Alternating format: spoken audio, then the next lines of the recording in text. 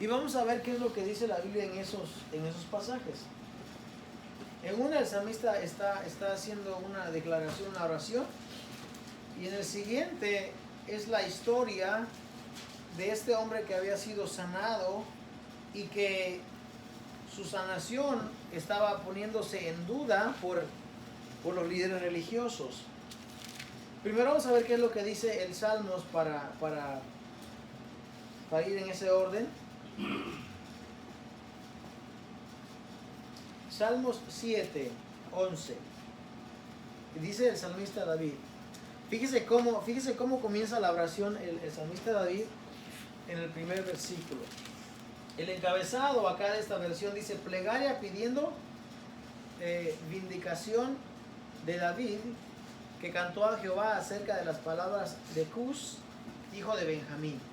Fíjese el salmista David cómo empieza. Dice: Jehová Dios mío, en ti he confiado. Sálvame de todos los que me persiguen y líbrame.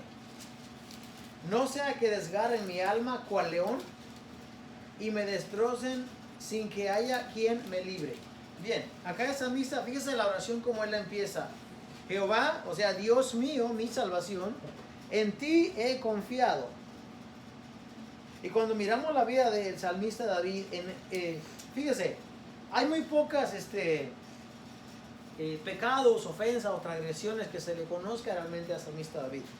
De hecho, la mayoría de su vida es realmente una vida ejemplar, con excepción de 2 o 3 cosas que lo marcan ahí. Pero al salmista David no se le conoce por esos errores o por esos conflictos que haya tenido, sino se le conoce porque era un hombre conforme al corazón de Dios y su confianza estaba puesta en Dios. Y cuando él se acerca a Dios, aquí él está pidiendo salvación, está pidiendo socorro, está pidiendo auxilio. Líbrame, sálvame de los que me persiguen, dice, y líbrame. No sea que desgarren mi alma cual león y me destrocen sin que haya quien me libre. Incluso ahí está utilizando un lenguaje poético, porque está comparando a sus enemigos como los leones cuando toman aquella presa y la desgarran. Dice: líbrame y sálvame de ellos. Jehová Dios mío, si yo he hecho esto, fíjense, si yo he hecho iniquidad, ¿ok? Si he hecho esto, si en mis manos hay iniquidad, si he dado mal pago al que estaba en paz conmigo, fíjese cómo él se está justificando, cómo él se acerca delante de Dios y está diciendo: Señor, yo no he hecho iniquidad. Yo no he dado mal pago al que estaba en paz conmigo. O sea, delante de ti yo estoy íntegro, yo estoy limpio. Por lo menos en lo que a mí respecta, yo he hecho lo correcto. Eso es lo que está diciendo el salmista. Se está acercando al Padre como un hijo obediente, como un hijo que tiene ese favor para con el Padre para pedir. Dice: antes he libertado al que sin causa era mi enemigo. Y quizás en esta ocasión está refiriendo a Saúl, porque Saúl sin causa tomó este pleito contra David. No tenía ninguna justificación, ninguna razón, solamente porque le dio celos, porque le dio envidia, porque David recibía más elogio de las mujeres, de los que cantaban, porque con que a David hubiese matado a Goliat, acabó con toda la credibilidad y con todo lo que el rey tenía, porque el rey mismo estaba temblando que no quería ir a pelear contra Goliat. Y entonces Saúl le da celos y empieza a perseguir a David. Lo empieza a perseguir, lo quería matar. Por eso dice: antes yo, dice, he libertado al que sin causa era mi enemigo. Por eso hablábamos la semana pasada y decía: si a usted le hacen algo, si usted puede estar en paz con esa persona, esté en paz. No prosiga el problema. Déjelo. Miramos aquí a David. A David lo estaban persiguiendo para quitarle la vida, sin causa. Y él dice: Señor, yo no he cometido iniquidad. Yo no le he dado mal pago al que está en paz conmigo. Al contrario, dice él, al que me estaba persiguiendo sin causa era mi enemigo. Yo lo he perdonado, yo no tengo nada en contra de esa persona. Ahora dice: persiga el enemigo mi alma y la alcance. Huelle en tierra mi vida y mi honra ponga en el polvo. Selah. Y cuando dice Selah es una pausa. Y ahí hay una pausa. Ahí hay un tiempo de reflexión que el salmista toma. Fíjese cómo está el contraste entre la primera parte de la oración y la segunda. En la primera él trae su causa, la expone delante de Dios, toma su vida como ejemplo y enseña que él no tiene nada en contra de su enemigo y que lo ha perdonado y que no ha cometido iniquidad y que no es un impío. Y Selah, y hay una pausa. Eso es una pausa musical. Selah es una pausa que se toma un tiempo para comenzar nuevamente. Y entonces en la segunda parte dice: levántate, oh Jehová, en tu ira, álzate en contra de la furia de mis angustiadores. ¿Ves? Ya no soy yo, ya no es el salmista David, ya no es él. Él dice: yo no tengo nada en contra de esta persona que me persigue, no tengo nada en contra, he estado en paz, en integridad he caminado, yo no tengo nada. Y ahora está una pausa y ahora él dice: levántate tú, pelea tú por mí. Levántate, oh Jehová, en tu ira, álzate en contra de la furia de mis angustiadores y despierta en favor mío el juicio que mandaste. Fíjese, para que el salmista David haga esta oración, sea el protagonista de esta oración y diga: Señor, juzga tú, él tiene que estar limpio, él tiene que estar bien. Te rodeará congregación de pueblos y sobre ella vuélvete a sentar en alto. ¿Sabe por qué, hermano? Porque David había sido ungido como rey. ¿Ok? David ha sido ungido como rey. Y ahora David va a representar a Dios aquí en la tierra. Lo va a representar aquí en la tierra. Y si al hombre de Dios lo están persiguiendo y está en congoja y está afligido, está triste, quiere decir que el nombre de Dios también está siendo tratado de esa manera. Por eso vuelve a decir: siéntate sobre congregaciones, vuélvete a poner que tu nombre esté en alto. Él está viendo vindicación, dice, para él. O sea, que lo restauren, que lo restituyan al lugar donde estaba. Porque al hacer eso, el nombre de Dios también se iba a poner en alto. ¿Ok? Por eso está diciendo esto. Y luego dice: Jehová juzgará a los pueblos. Júzgame, oh Jehová, conforme a mi justicia y conforme a mi integridad. ¿Sabe qué estamos leyendo aquí? Ama a tu prójimo como a ti mismo. Así. Ama a tu prójimo como a ti mismo. Eso estamos leyendo aquí. Fíjese qué dice. Juzgará a los pueblos. Júzgame, oh Jehová, conforme a mi justicia y conforme a mi integridad. Quiere decir que si yo he sido justo, dame el pago que yo merezco. ¿Ok? Si yo he tratado a una persona correctamente, que me traten a mí de esa manera. Eso está diciendo que es salmista David. Conforme a lo que ves en mí, dice, así júzgame. O sea que si yo he estado en integridad, si he estado en justicia, si he andado bien, dame ese pago. Él está recibiendo, está pidiendo eso, que le den eso a él. Fenezca o perezca o se cancele o se anule ahora la maldad de los inicuos. Mas establece tú al justo, porque el Dios justo prueba la mente y el corazón. Y por eso le decía hace un momento, Dios conoce y Dios sabe cuál es el corazón de todos nosotros. Y también Dios conoce y sabe el corazón de aquellas personas que en toda la semana dejan a Dios a un lado y no ponen a Dios en su vida y no tienen una vida conforme a lo que Dios quiere, pero que el día domingo o el día viernes vienen entonces delante de Dios pretendiendo que entonces pueden jugar con Dios y pueden burlarse de Dios. Eso no puede pasar. Dios te conoce y sabe cuál es tu corazón.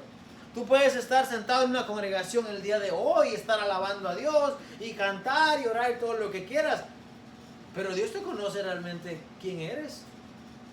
A Dios no se le puede engañar y puedo pretender una cara un día en la congregación, pero el resto de la semana mi vida está hecho un desastre y un lodazal que da vergüenza.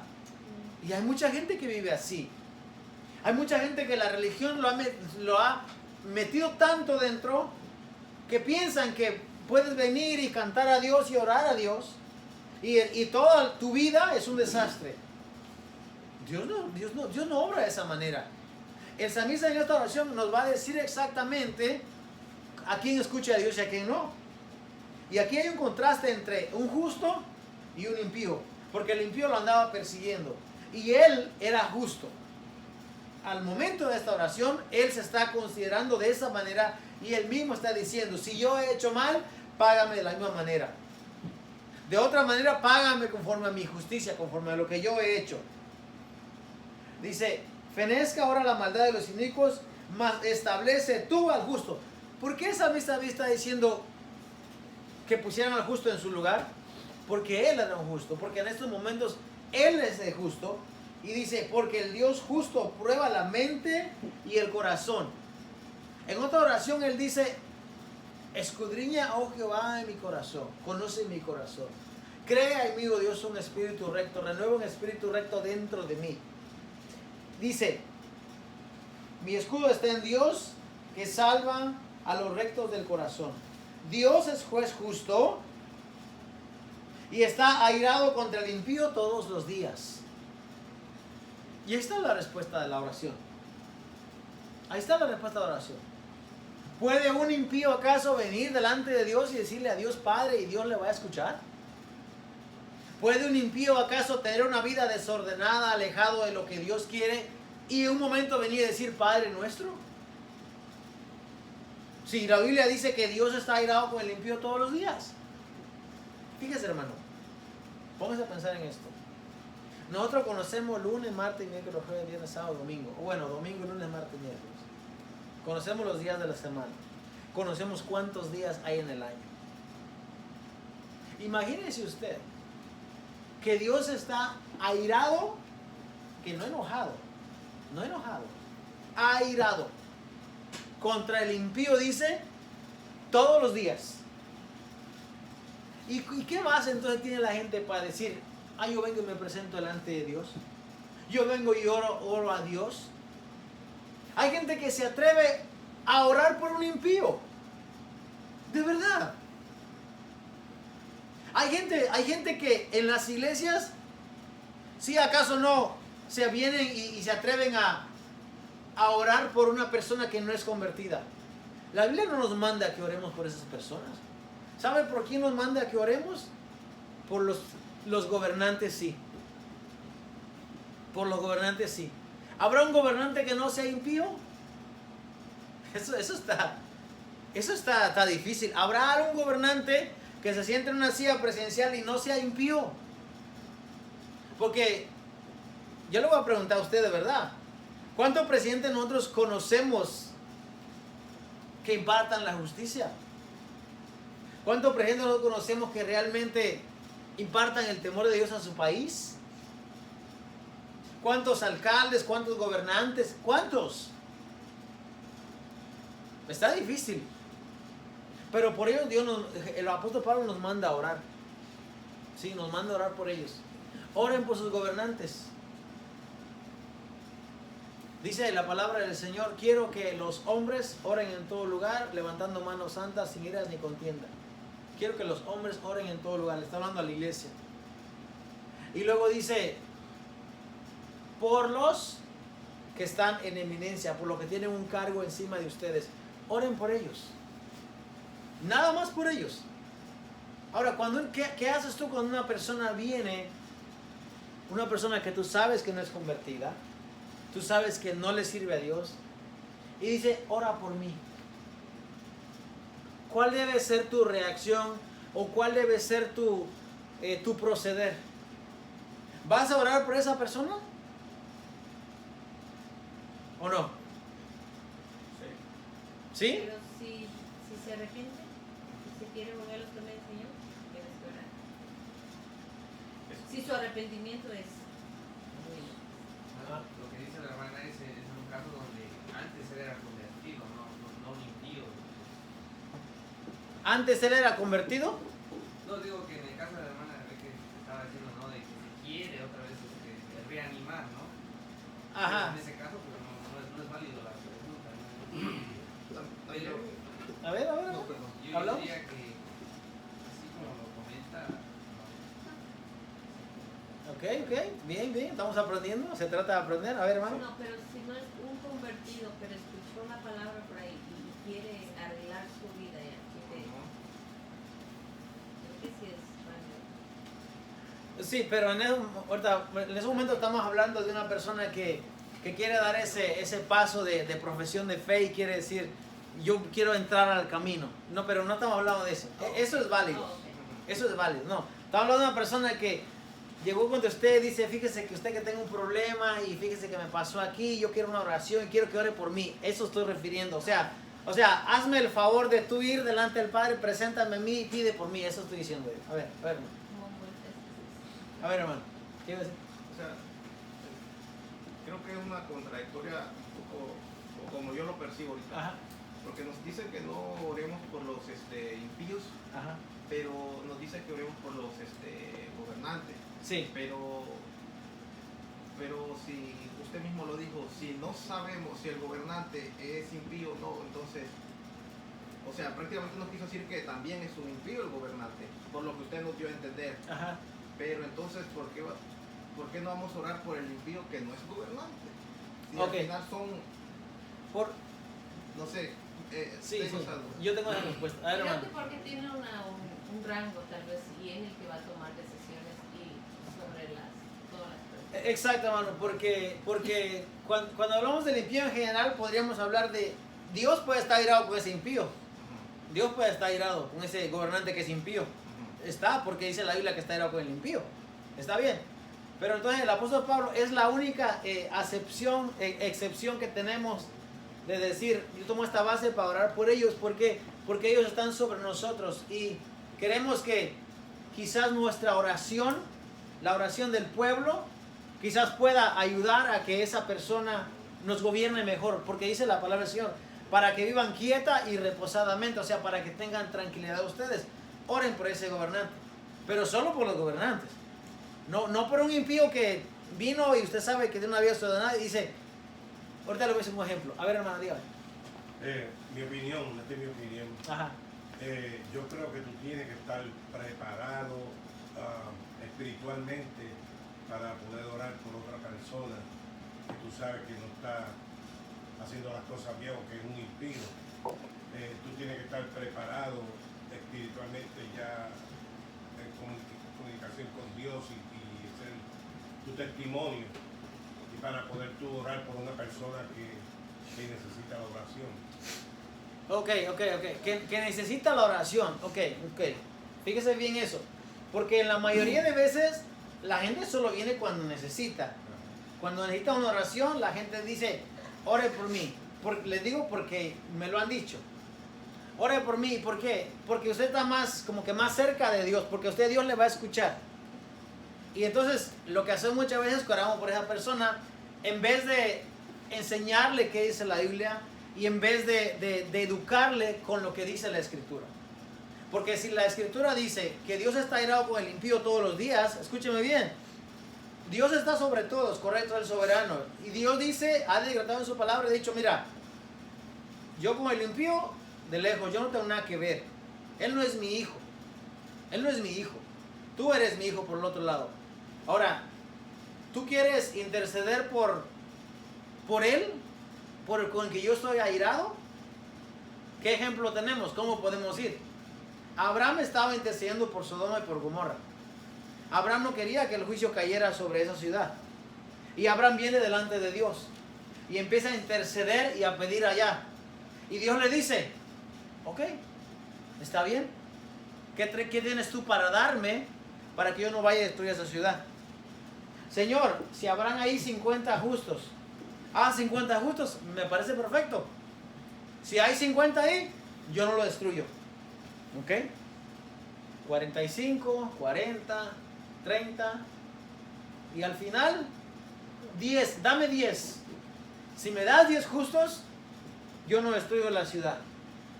¿Qué pasó con la ciudad, hermanos? ¿Por qué? Porque no había 10 justos que clamasen. No había 10 justos que la ciudad fuese librada por 10 justos. Porque no había. En vez de eso, ¿qué hizo Dios? Por la oración de Abraham, esa es la otra cosa. Lot no era impío. Lot nos dice en la carta del apóstol Pedro que se afligía su alma, que estaba en congoja, estaba en preocupación y en tristeza, y se afligía diariamente aún viviendo en esa ciudad. Dios sacó al justo, pero al impío, ¿qué pasó? Lo destruyó. Lo destruyó, ¿por qué? La oración de Abraham, hermano. Estaba intercediendo a Abraham. No valió de nada. Dios dijo no. Tu oración, el impío podrá necesitarla, podrá todo lo que quiera, pero espérate. Él no es mi hijo. Él no es mi hijo.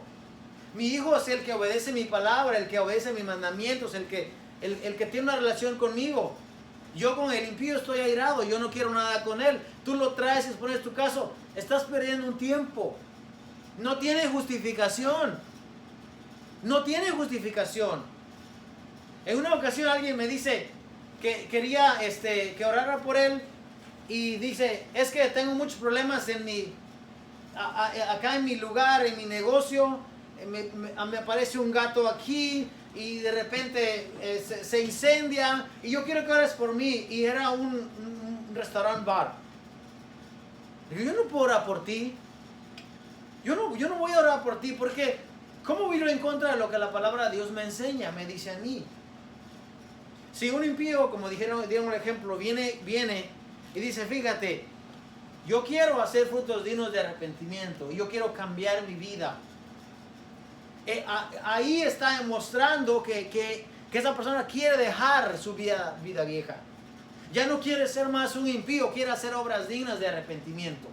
Quiere cambiar, ya no quiere ser un inicuo, un impío, un pecador. Quiere acercarse al Padre, quiere venir. Sí, hay que recibirlo, porque está cambiando su vida, o está tratando, o está dando el paso de que quiere cambiar. Pero una persona que no quiere saber nada de Dios, que tiene un problema, que le pasó X o Y cosa, dice, hermano, usted venga y ore por mí. ¿Cuál va a ser la oración suya? Le va a abrir la escritura y le va a decir, mira, tu condición delante de Dios no es la condición de un hijo. Tú no puedes ir al Padre a pedir. Si tú pides que yo pida a mi Padre que voy a interceder para que te ayude, te socorra, yo no lo puedo hacer. ¿Por qué? Porque la Biblia me dice que Dios está airado contigo. ¿Cuál es tu condición de vida? ¿Eres acaso un hijo de luz? ¿Eres acaso un hijo que no está en las tinieblas? Hermano, es doloroso para nosotros que tenemos familiares, porque nuestros familiares muchas veces no les sirven a Dios y quieren que oremos por ellos y quieren que intercedamos por ellos, pero ¿qué intercesión puede usted hacer realmente delante de Dios por ellos? Si Dios dice, Él es un impío, Él es un inicuo, Él está defraudando a la gente, Él está robando a la gente, Él está haciendo daño a la gente, Él no es mi hijo. El salmista dice, Dios está airado con el impío todos los días. Y hay un ejemplo más. El ejemplo que les di de Juan. ¿Qué fue? ¿Juan qué? 9:3. ¿Cuánto? 9:3. Ok, y aquí nos encontramos un caso de que había una persona que dice que había sido ciego de nacimiento. Lo especifica claramente el evangelista, porque una persona puede perder la vista aún después de mirar, lo puede perder. Pero él dice que era ciego de nacimiento, lo cual es el milagro más auténtico. Entonces le dicen, y le preguntaron a sus discípulos diciendo, Rabí, ¿quién pecó? ¿Este o sus padres? Para que haya nacido ciego. Porque ellos pensaban que los pecados de los padres se podían transferir a los hijos y por esa razón había nacido ciego él. Jesús les aclara, les dice, no es que este pecó, ni sus padres, sino para que las obras de Dios se manifiesten en él. O sea, aún el ciego había soportado esa ceguedad, Dios le había dado eso para que el Hijo del Hombre se manifestase, que la obra de Dios se manifestara en él. Me es necesario hacer las cosas, las obras del que me envió. Entre tanto que el día dura, la noche viene cuando nadie puede trabajar. Entre tanto que estoy en el mundo, soy yo, dice, luz, soy del mundo. Dicho esto, escupió en tierra e hizo lodo con la saliva y untó con él lodo a los ojos del ciego. Y le dijo, ve a lavarte en el estanque de Siloé, que traducido es enviado. Fue entonces y se lavó y regresó viendo. Entonces los vecinos y los que antes le habían visto que era ciego decían, ¿no es este el que se sentaba y mendigaba? Unos decían, él es, y otros, a él se parece. Él decía, yo soy. Y le dijeron, ¿cómo te fueron abiertos los ojos? Respondió él y dijo, aquel hombre que se llama Jesús hizo lodo, me untó los ojos y me dijo, ve a Siloé y lávate. Y fui y me lavé y recibí la vista. Ya recibí la vista, ya te expliqué. Me mandó, me untó los ojos, me dijo, ve, lávate. Hice lo que iba a hacer, ya estoy ciego, ya no soy ciego, ahora veo. Ahora fíjese. Entonces le dijeron, ¿dónde está él? Y él dijo, ¿qué? No sé, yo no sé dónde se fue. Llevaron ante los fariseos al que había sido ciego. Y era día de reposo. Aquí está el problema.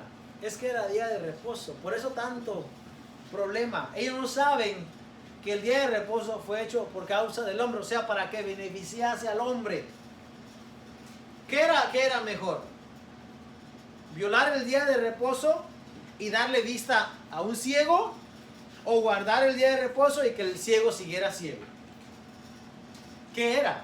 De acuerdo a la ley, de acuerdo a lo que ellos conocían, ellos decían, no, se tiene que respetar el día de reposo. Y Jesús dice, hay que enseñar que es más importante la vida del hombre que el día de reposo. Y ahí está el conflicto, está el problema. Entonces dice, volvieron pues a preguntarle también los fariseos, ¿cómo había recibido la vista? Acordémonos que la pregunta inicial, ¿quién pecó? ¿Por causa de qué pecado vino esta ceguera? ¿Él pecó o sus padres? Jesús dice, no, es para que el Hijo de Dios, para que Dios se manifieste. Entonces dice, volvieron a decirle, volvieron pues a preguntar en el 15, los fariseos cómo había recibido la vista. Él les dijo, me puso los ojos, me lavé y veo. Ya una versión más corta, ¿verdad? Entonces algunos de los fariseos decían, ese hombre, o sea, hablamos de Jesús, no procede de Dios, porque no guarda el día de reposo. Ya, ahí lo mataron, dijeron, ese hombre no es de Dios. Escucha el argumento. Y entonces dice, otros decían, ¿cómo puede un hombre pecador hacer estas señales? Y había conflicto, había debate entre ellos. Un grupo decía, este hombre no es de Dios porque no guarda el día de reposo. Otros decían, este hombre sí es de Dios porque puede hacer estas señales. Y ahí está dividida la cosa. Entonces dice, volvieron a decirle al ciego, ¿qué dices tú del que te abrió los ojos? Y él dijo, que es profeta. Eso es lo que yo digo, esa es mi opinión, que él es un profeta. Y entonces dice, pero los judíos no creían que él había sido ciego. Bueno, pues, están viendo que es ciego de nacimiento, están viendo que está, y ahora no creen que él es ciego. Por querer desmeritar el milagro, dicen, no, este hombre no era ciego. Y que había recibido la vista, hasta que llamaron a los padres del que había recibido la vista. ¿Puede creer? Tienen que llamar a los padres. Y tienen que los padres le expliquen y que les digan si realmente era ciego. Y les preguntaron diciendo, ¿es este vuestro hijo al que vosotros decís que nació ciego? ¿Cómo pues ve ahora? Sus padres respondieron y le dijeron, sabemos que este es nuestro hijo y que nació ciego, eso lo sabemos. Pero cómo vea ahora, no lo sabemos. O quién le haya abierto los ojos, nosotros tampoco lo sabemos. Edad tiene. O sea, ya es mayor de edad, pregúntenle a él. Él hablará por sí mismo. Esto dijeron sus padres porque tenían miedo de los judíos. Por cuanto los judíos ya habían acordado que si alguno confesase que Jesús era el Mesías, fuera expulsado de la sinagoga. Por eso dijeron sus padres, edad tiene, pregúntenle a él. Entonces volvieron a llamar al hombre que había sido ciego y le dijeron, da gloria a Dios. Nosotros sabemos que ese hombre es pecador. Entonces él respondió y dijo, si es pecador no lo sé. Una cosa sé, que habiendo yo sido ciego, ahora veo. Le volvieron a decir, ¿qué te hizo? ¿Cómo te abrió los ojos? Él le respondió, ya os lo he dicho y no habéis querido oír. ¿Por qué lo queréis oír otra vez? queréis también vosotros haceros sus discípulos? Y le injuriaron, o sea, le maldicieron y le dijeron, tú eres su discípulo, pero nosotros discípulos de Moisés somos. Nosotros sabemos que Dios ha hablado a Moisés, pero respecto a este no sabemos de dónde sea. Respondió el hombre y les dijo, pues esto es lo maravilloso, que vosotros no sepáis de dónde sea. Y a mí me abrió los ojos. Y sabemos, ¿qué dice? ¿Qué dice, hermanos? Que Dios no oye ¿A quién? a los pecadores. Ahí está. Sabemos que Dios no oye a los pecadores. Escuche, ¿quién dijo esto? ¿Quién dijo esto? La persona que está en cuestión al principio. Señor, ¿quién pecó? ¿Él pecó? Sus padres pecaron. Y Jesús dijo, ni él pecó, ni sus padres pecaron. Este hombre no había pecado. Ahí dice, o sea, su ceguera no había venido a causa de un pecado que él cometió. Tampoco vino a causa de un pecado que los padres hayan cometido. Y este hombre dice, sabemos, o sea, escuche, ya no es el testimonio, o sea, es la declaración de él. Pero cuando él dice esto, testifica por todos. ¿Por quiénes? Por sus padres, por el Sanedrín, por los judíos, por la comunidad judía religiosa de aquel tiempo. Él dice, nosotros sabemos que Dios no oye a los pecadores. Porque ellos decían, este hombre que te abrió los ojos es un pecador. Otros decían, no, si fuera pecador no hubiera hecho este milagro. Bueno, el que era ciego ahora dice, sabemos que Dios no oye a los pecadores. Entonces, ¿a quién oró él? Ok, si Dios me abrió los ojos, a través de él intercedió por mí. Si él intercedió por mí, entonces él no es un pecador. ¿Por qué? Porque Dios no oye a los pecadores. Entonces, si un pecador, si una persona viene y dice, hazme el favor de interceder tú por mí a Dios, ¿qué vamos a hacer? Sacaremos la Biblia y le vamos a enseñar y lo vamos a educar y a decirle, a lo mejor esta es tu oportunidad para que la persona se convierta. Y cuando termines, ¿qué te va a decir?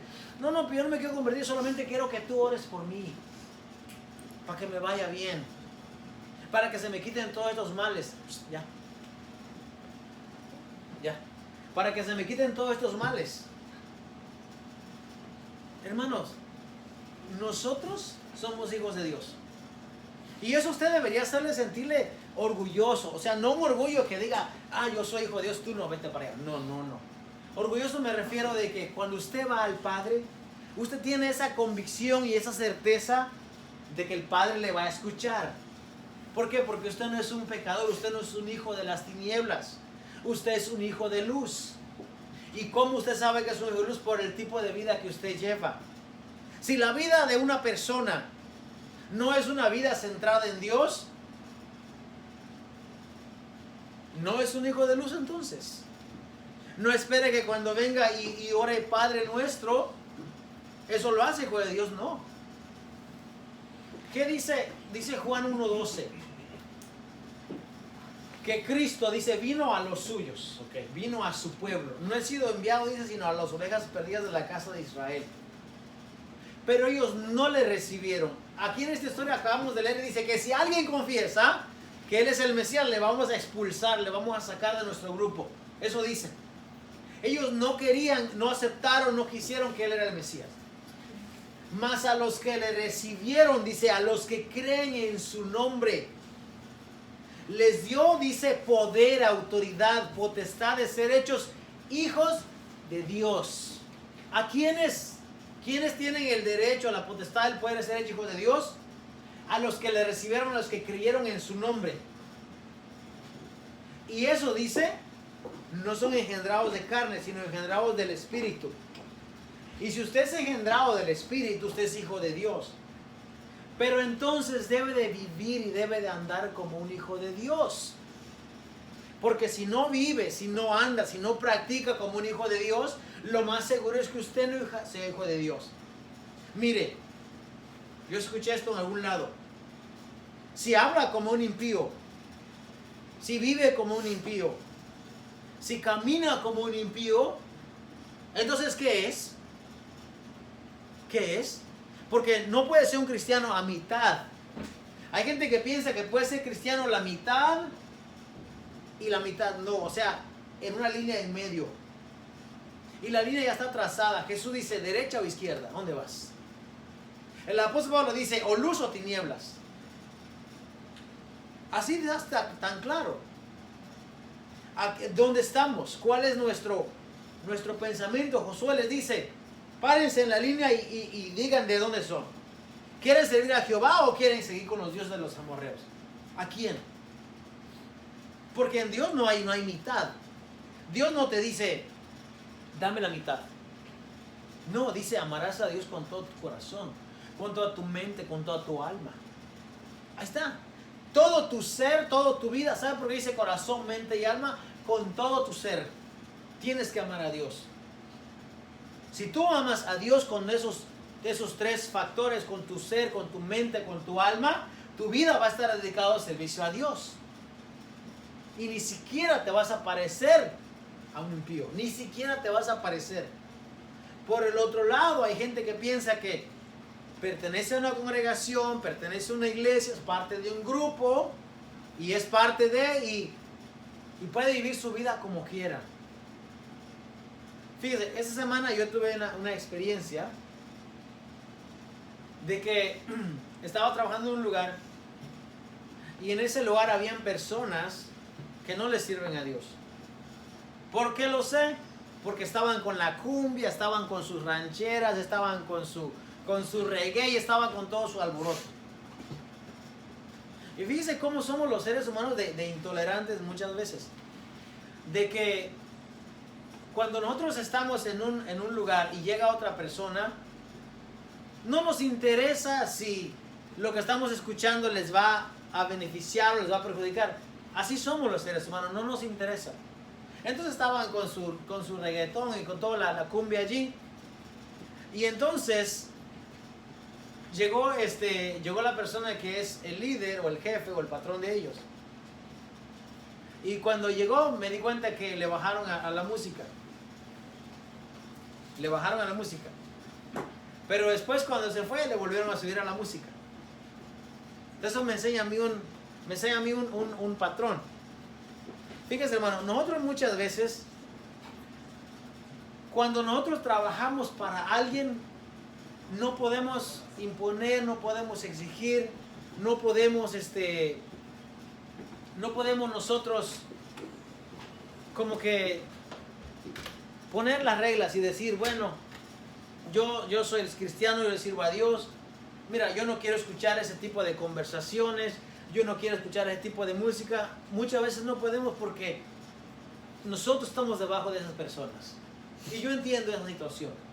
Usted no puede con su patrón y dice, hey, mira, no me hables mal, no me digas groserías, no puede, porque usted es un trabajador, usted es un peón, usted no puede hacer eso. Yo entiendo eso.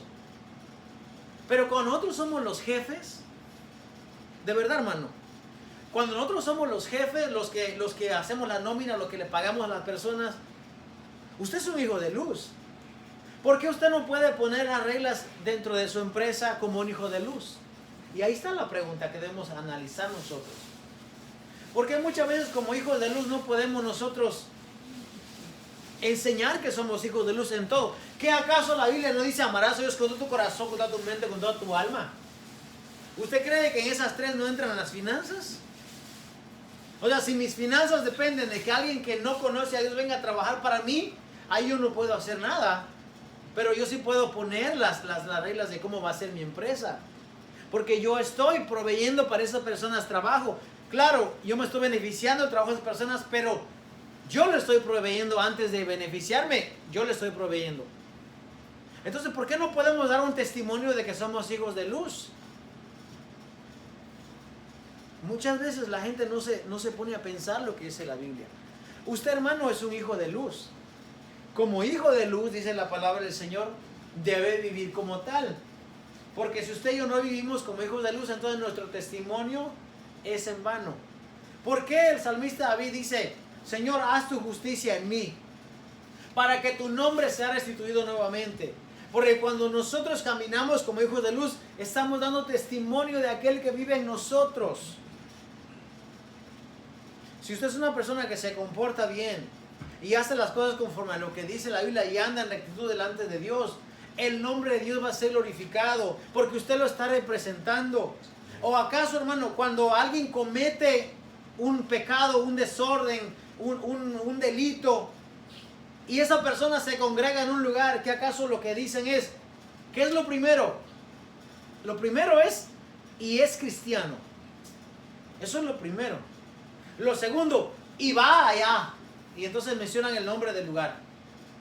Porque nuestra vida testifica de Dios. Por eso Él dijo, ustedes van a ser mis discípulos. Ustedes van a ser mis testigos, le dice en Isaías al pueblo. Porque nosotros somos los que testificamos quién es Dios. Y si nuestra vida no es una vida de acuerdo a lo que dice la palabra de Dios, entonces estamos poniendo en vergüenza, estamos deshonrando el nombre de Dios. Por eso es que la vida en el Señor es una vida estricta. Es una vida estricta. Dios requiere que nosotros seamos veraz, que nuestro compromiso, por eso cuando venimos delante de Dios, nuestra vida es una vida que modela el carácter de Dios. ¿Por qué? Porque Dios es nuestro Padre. El Padre nuestro no solamente es saber la oración, sino vivir el Padre nuestro en nuestra vida. ¿Estoy viviendo yo como un hijo? ¿Estoy viviendo yo como alguien que se acerca? ¿Es Dios mi Padre? ¿Es Dios acaso mi Padre? ¿Me puedo parecer, mi carácter acaso modela el carácter de Dios? La vida en el Señor no es una vida a la ligera. Mucha gente lo toma a la ligera. Viene a la iglesia, se congrega, vive vida desordenada, vuelve a venir, y se congrega y vive desordenado, vuelve. No se trata de eso. No se trata de eso. A ninguno de nosotros, los seres humanos, nos gusta que nos mientan. ¿A usted le gusta que le mientan? No, a nadie le gusta. Si usted me dice, voy a llegar a tu casa a las 3 de la tarde, yo espero que a las 3 de la tarde tú vengas a mi casa. Y si no, pues a las 3:30. Y si no, a veces a las 4 ya nos conocemos. Pero, ¿qué tal si dices que vas a venir y me dejas esperando y no llegaste? ¿Cómo te sientes tú de haber defraudado a esa persona? De ni siquiera llamar y decir, mira, no pude llegar, se me presentó X o Y, no pude llegar. ¿Cómo se siente la persona que se quedó esperando? ¿Acaso se siente feliz? ¿Acaso se siente orgulloso? No, se siente defraudado, se siente mal, se siente triste, la persona que invitó no llegó. Imagínate que alguien dice, préstame $20 y te los pago tal día. Bueno, 20 tal vez no duela mucho, ¿verdad? Préstame 100, te los doy tal día. Y llega ese día y yo no tengo por qué cobrarte porque tú dijiste que me ibas a pagar ese día. ¿Sabes qué? No te puedo traer tu dinero, te los doy el lunes o te lo doy el miércoles. ¿Cómo se siente la persona? Y si ya estaba contando con esos $100, si eran los únicos que tenía para la semana. A nadie le gusta que lo dejen esperando. A nadie le gusta que le mientan. A nadie le gusta que lo defrauden. Pero con Dios muchas veces la gente hace promesas y piensa que se puede burlar de Dios. No, Dios ya sabe, hermanos. Dios ya sabe. La promesa que tú hiciste, Dios sabe si la vas a cumplir o no. Por eso Eclesiastés dice, más vale que no prometas. Y no que prometas y no cumplas. Fíjate, si tú no prometes, no tienes ningún lazo sobre ti, no tienes ninguna carga sobre ti. Hey, no prometí nada.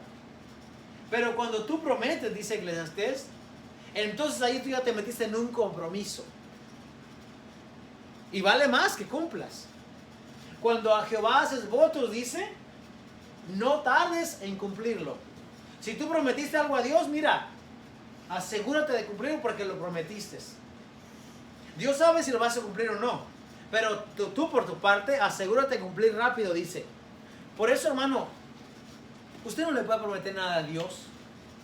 Cuando la Biblia habla de promesas, de votos, eso se refiere en el contexto de la ley sacrificial, de la ley ceremonial. Tú decías, yo prometo como hizo Ana. Ahí está Ana. ¿Qué hizo Ana? Señor, si me das un hijo, yo te prometo que te lo voy a entregar a ti, a tu servicio. ¿Cumplió Ana o no cumplió? Claro que cumplió. Ese tipo de votos, de promesas se refiere a la Biblia. Antes podías venir y hacer promesa delante de Dios. Señor, yo te prometo esto para ti. Yo voy a hacer una promesa que me voy a dejar crecer el cabello. Eso era una promesa. ¿Sabe por qué? Porque en el cabello estaba la gloria de las personas. Y decían, yo te prometo que voy a hacer un voto se conocía como el voto del nazareato, el nazareo. No nazareno, nazareo. Y dejaban crecer su cabello y no se lo cortaban. Y cuando el voto se terminaba, se quitaban todo el cabello y lo traían delante del altar y se quemaba en el altar.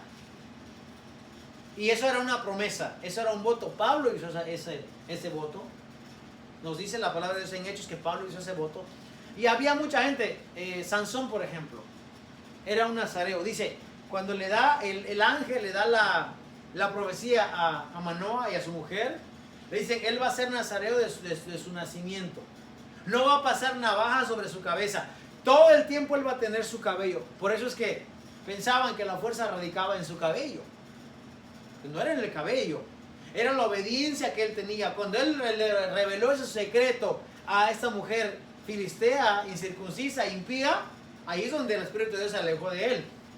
No porque la fuerza estaba en el cabello, sino porque estaba en la fidelidad que él tenía, porque estaba él para defender a su pueblo. Entonces hay promesas en la Biblia que se hacían, pero vuelto al punto, a nadie le gusta que le mientan. A nosotros nos gusta que nos mientan, que nos defrauden. Entonces cuando venimos con Dios, entonces a Dios sí podemos mentir. Sí prometimos servir, sí prometimos permanecer en su camino, prometimos serle fiel. Sí o no cantamos, yo te alabo con mis labios y mi vida. Con mis labios es fácil, ¿verdad? Facilito. Con mis labios yo te alabo. ¿Y qué tal con mi vida? ¿Qué tal cuando me toca a veces soportar al insoportable? ¿Qué tal cuando me toca quedarme callado por no seguir la contienda? ¿O cuando me toca perdonar a aquel que me ha hecho daño a mí? Como David. ¿Qué le había hecho David a Saúl? Nada, lo había librado del reino. Pero aún así Saúl está airado y enojado con él. Hermano, cuando nos toca pasar esos momentos, es cuando usted está demostrando, yo te alabo con mi vida. Ahí cuando usted dice, con mi vida. Perdone al que le debe, perdónelo. De verdad, no es fácil. No es fácil, yo sé por qué le digo. Pero perdónelo. Quizás ya no le puede pagar. Usted, Dios le ha dado vida y lo ha sostenido hasta este momento. No necesita eso ya, perdónelo. Su recompensa va a venir de Dios. Ame aún, como dice la Biblia, ama aún a tu enemigo. ¿Qué le dice Jesús? Si el soldado romano viene y te dice, hey, carga mi maleta, tómalo, llévatelo, mi carga. Aquí está no mi caparazón, pero mi armadura, tómalo, llévatelo. ¿Qué le dice Jesús? ¿Qué? Tú dices que yo le cargue la armadura al que me está oprimiendo, al que tiene el pie sobre mi cabeza aquí, al imperio romano, que yo le lleve la carga. Jesús le dice, llévaselo 2 millas. Llévaselo 2. ¿Por qué? Porque la primera era ley. La primera era ley. En la primera tú no te podías rehusar. Si tú te rehusabas a cargar la armadura de un soldado, te metían cárcel, te metían multa. La primera era obligación. Jesús le dice, dale 2. Sí, dale 2. ¿Por qué? Porque en la primera te estás sometiendo al gobierno, al emperador, al César. En la segunda tú le estás enseñando. No lo hago porque me mandas. Lo hago por amor, por servicio. Porque Dios, porque me enseña a mí, me dice, dale 2. Ahí está. En la otra milla, en la segunda milla, yo le estoy enseñando. ¿Sabes qué? Lo estoy haciendo por gusto. No me estás obligando. En la primera era la obligación, ¿verdad? En la segunda, mira, con gusto te lo cargo. Mi Dios es mayor que tu gobernante. Porque mi Dios me dice a mí que vaya a la segunda. Voy a la segunda contigo. ¿Qué le dice? Al que te quiera quitar la capa, no se lo pelees. Toma, llévate la túnica también. Y ese es el reino de Dios. Y eso es lo que mucha gente no entendió y no entiende hasta el día de hoy. Peleando por nombres, peleando por lugares, peleando por por coberturas, peleando por cosas que no tienen sentido. Si por lo menos leyésemos la Escritura, nos daríamos cuenta de que la oración del Padre Nuestro envuelve muchas cosas, no solamente el venir y saber la oración, sino más que todo el vivir como viviría un hijo de luz, como dice la palabra del Señor. Amén. Vamos a ponernos de pie en esta mañana, por favor.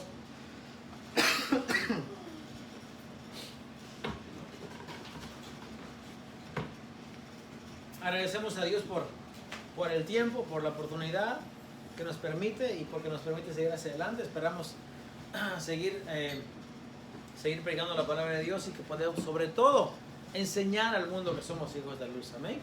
Que Dios es nuestro Padre. Amén. Vamos a orar esta mañana. Oremos, acordemos por las necesidades y por cada uno de nosotros. Hermanos, Carlos, por favor. Padre, queremos